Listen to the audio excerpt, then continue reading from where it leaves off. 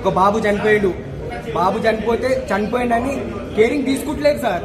లోపల అంబులెన్స్ కు ఫోన్ చేయమని ఒక 10 నిమిషాలన్నా ఫోన్ చేస్తలేదు సార్. వాళ్ళు చేయలేదు సార్ ఇంతవరకు. మేము అంటే ఒక బాబు 12 ఏళ్ళ బాబు సార్ చనిపోయిండు, ఎంత బాగుంటుంది సార్ లోపల?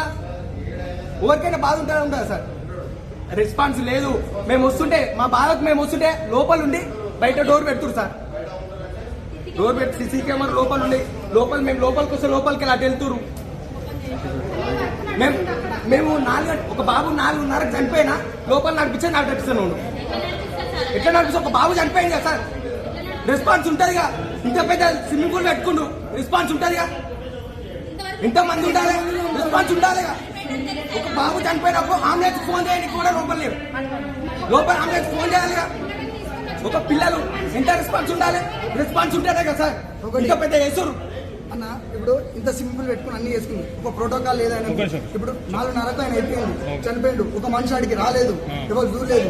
ఎందుకు ఇది నడిపించుకుంటు? మేము ఏమైందని అడుగుదాం మనసు లోపల మనుషులు ఉండి డోర్ లాక్ వేసుకొని అడుగుతాం. ఆవేదన ఉంది.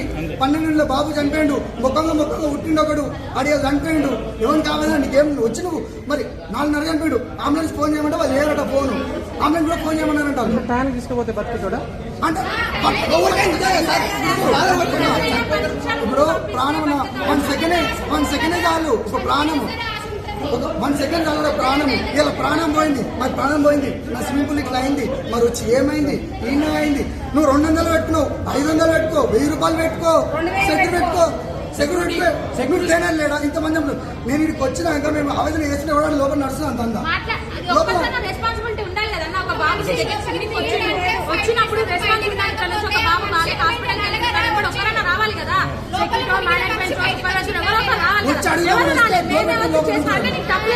వచ్చినప్పుడు రెస్పాన్సిబిలిటీ లేదా నీకు? రెస్పాన్సిబిలిటీ పిల్లల్ని నేర్పిస్తున్నాము. అడుగు లోపల పోయి బయటకు వచ్చిందా లేదా చూసేదేం లేదా సార్? మన కడుపు అయితే మనం చూసుకోమా? ఎవరి కడుపైనా కడుపు అని సావని అని వదిలేస్తామా మనము? ఎవరైనా మేము అడగనీకి వచ్చినాం. అదే సార్, మీరు ఎవరో మాకు తెలియదు. నా మేనల్లుని కొడుకే మొక్కంగా దేవుడు వరం ఇచ్చిండు. వీళ్ళే చంపిరు వాళ్ళు.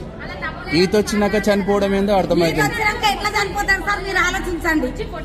ఎంతమంది వచ్చిరమ్మా ఫ్రెండ్స్ తోటి? 5 మంది వచ్చిరంట. 5 మంది ఫ్రెండ్స్. మా కొడుకులు 2, చెల్లె కొడుకు 1, ఈయన 6 వచ్చిరు మొత్తం. మరి ఇప్పుడు మీ 6 వచ్చినప్పుడు ఇంకా ఆయన వచ్చిండు. ఇప్పుడు చనిపోయిన బాబు వాళ్ళ డాడీ కూడా వచ్చిండు కదా. అందరు ఈత ఆడుతారు కదా. ఈత చేసినప్పుడు వాళ్ళు పక్కనే ఉంటారు కదా, మరి ఎట్లా చనిపోయిండమ్మా? పక్కనే ఉండండి సార్ ఆయన. అయితే ఈయన స్విమ్మింగ్ చేస్తుంటే ఈయన బాబు వాళ్ళని చూస్తున్నాడు. మా బాబు వాళ్ళందరూ చూస్తున్నట్ట. రా డాడీ అంటే మామయ్య ఈయన ఉన్నా కదా చూస్తుంటే ఈయన ఒక్కటే నిమిషం ఇట్లా జస్ట్ ఇట్లా వచ్చినట్టు అంతే. అంతేలోపు ఏం జరుగుతుంది? ఒక ఎవరో ఉన్నారంట పక్కన ఈయన ఇలా కూర్చుందంట. ఆయన తీసాడు వేసిందంట అంతే. అంత ఫాస్ట్ ఎట్లయితుంది సార్? ఇప్పుడు మీ అతను అంటారు. ఇంకా మీ బాబు ఇంకొక వేరేటోళ్ళు వచ్చిరు అంటున్నారు కదా, వాళ్ళు గిట్ట చూడలేదా? అదే తల్లి, మీ ఆయన కాకుండా ఇంకా పక్కన 2-3 ఉండరు అంటున్నారు కదా, వాళ్ళు చూడలేదా? మునిగిపోయిందా లేకపోతే అంగబట్టిరా? దాంట్లో ఏం అర్థమైతలే కదా.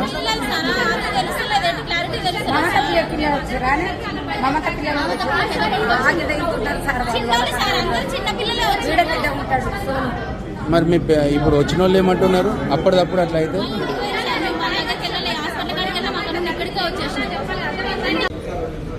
వాళ్ళదా చిన్న వాళ్ళదా చూసి వీళ్ళు పంపించాలి కదా పిల్లల్ని. లేకపోతే ఎవరొక్కడు అక్కడ మనిషి ఉండాలి కదా, వీళ్ళకి సంబంధించిన మనిషి. ఎవరు లేని ఇష్టానికి పిల్లల్ని వదిలేస్తే వాడు సచ్చిండా బతికిండా ఎట్లా తెలుస్తుంది? వాళ్ళతో మా మనుషులు వచ్చారు పెద్దలు, వేరే పిల్లల్ని చూసుకుంటుండే పక్కన. ఇక్కడ బట్టలే చెల్లప్పుడు అక్కడ ప్రాణమే పోయింది. ఆ మాత్రం సేఫ్టీ లేదు. ఇప్పుడు ఎందుకు పెట్టుకుంటాం? అమ్మాయి ఇలా నేర్పించే వ్యక్తులు ఉంటారు కదా, కోచింగ్. డౌట్లు అడగండి, నేను చెప్తా. ఇప్పుడు ఇక్కడ నేర్పించే వాళ్ళు ఉన్నారా లేరా? ఉన్న వాళ్ళు ఏం లేదు, ఓపెన్ అమౌంట్ అయితే తీసుకుంటారు. అమౌంట్ అయితే తింటారు బాడకాలు. నెలక ఈ ఒక్క రోజు వచ్చిండా? ఈ ఒక్క రోజు కోసం వచ్చిర్రు. ఎక్కడ ఉంటారమ్మా మీరు? చెల్లపల్లి నుంచి ఇక్కడికి వచ్చిండా ఈత నేర్చుకోవడం? ఏదో ఒక 1 అవర్ పిల్లలు అయ్యాలి. మాకు డిన్నర్ ఉండి మా చెల్లెది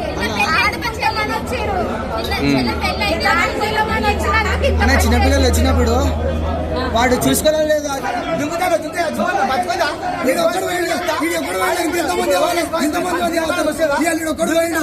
ఇంకా రేపు పొద్దున్న మనమే పోతాం. మాకు రావాలి 12 సంవత్సరాలు పోరాడు ఎంత పోరాడు 4 months పోరాడు దుంకి సావని ఇంకేం రెస్పాన్సిబిలిటీ లేదు నాకు పైసలు అడ్డం దుంకి సావని పైసలు అడ్డం దుంకి సావండి పైసలు అడ్డం దుంకి సావదు మాకు రెస్పాన్సిబిలిటీ లేదు మేము చేసుకోము పైసలు దుంకి అట్టండి దుంకండి సావండి మాకు రెస్పాన్సిబిలిటీ లేదు ఏం చేసుకున్నాం మేమైతే రెస్పాన్స్ చేయం ఏం చేసుకున్నాం మేము వస్తుంటే డోర్ పెట్టుకుంటాం మేము వస్తే డోర్ పెట్టుకుంటాం ఆ లోపలనే ఉన్నాడు దీనికి ప్రోటోకాల్ లేదు. ఇప్పుడు ఎంత అని ఏంటంటే మేము మీరు పైసలు ఇస్తున్నారు ఆడేం పుణ్యాన్ని నేర్పించాలి ఇట సెక్యూరిటీ ఉండాలి దీనికి ఒక సెక్యూరిటీ రావాలి ఎవరికి వెళ్ళి నేర్పుతాను నీకు కోచలు లెక్క ఉండాలి అందరికి ఇక్కడికి వచ్చి అడిగడానికి వస్తే డోర్ పెట్టుకుని లోపల మళ్ళీ దందా నడిపిస్తున్నాడు.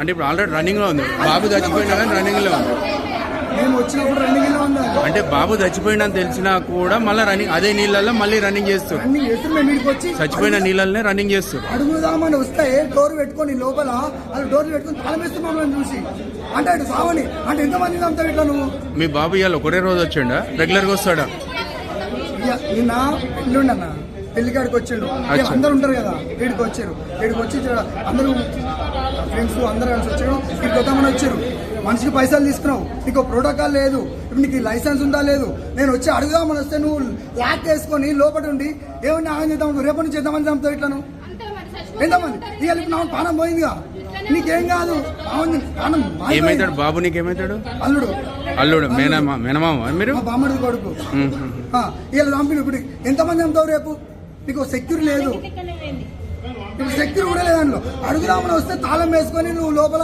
అన్ని వేసుకుంటుంటావు ఎవరికైనా కోపం రాను ఇప్పుడు అడుగుదామని వస్తే అడిగితే చెప్పాలి ముచ్చట గిరి కాదని నువ్వు లాగేసుకొని లోపల ముచ్చట పెడతారు మీరు అంతా ఇప్పుడు మేనేజ్మెంట్ ఏమంటారు అన్న లేరు